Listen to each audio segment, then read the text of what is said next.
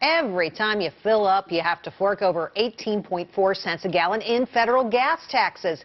And that costs you at least $100 a year.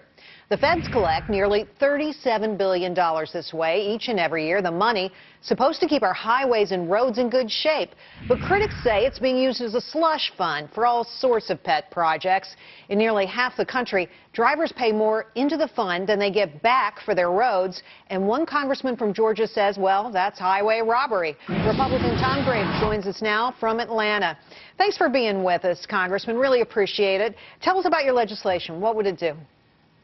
Well, great to be with you. Well, you laid it out so perfectly at what's going on here, and that is so many states are paying into this highway fund. And you think about a fund, it's you think, well, like a mutual fund, you're making an investment. Well, the taxpayers are having this money taken away from them. It goes into this fund. And Georgia, for instance, is not earning very good returns on this. They're actually losing 11% over the last highway bill as a result of the way the fund is distributed across the country. So my legislation is real simple. It sort of honors what the creators of the Highway Trust Fund intended in the first place, and that it be a temporary program, a temporary tax, and then it moved back to the states. So my legislation just returns it back to the states. Well, let's talk about where that money goes, the gas tax money. I want to show folks so they get a sense of how it's used.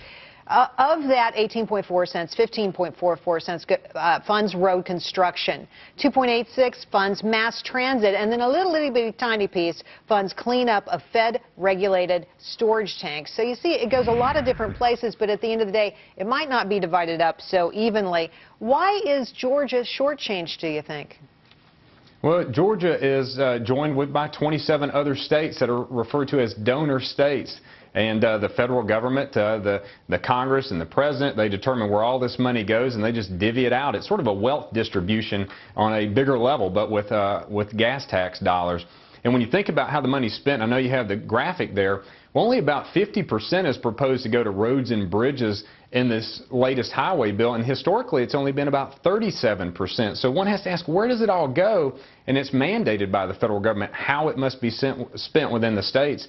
And I say, look, it's just time to put an end to it. Let's devolve it back to the states and allow the states to charge. Pathways, bike, I mean, there's other stuff that gets paid for, obviously, but you feel like it's unfair the way it's done. And what you really want to do is take the federal government out of it, from what I understand.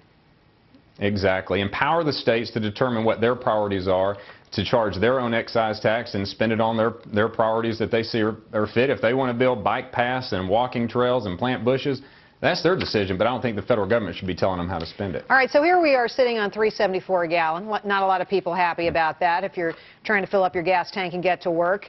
And I have been astonished to hear what our energy secretary has had to say about whose responsibility it is to get those gas prices down. Here's the energy secretary. What is the overall goal? To get our price? No, the overall goal is to decrease our dependency on oil. You want to retract what you said yesterday and help everybody working on at least slowing this spike in the price of gas and then lowering it?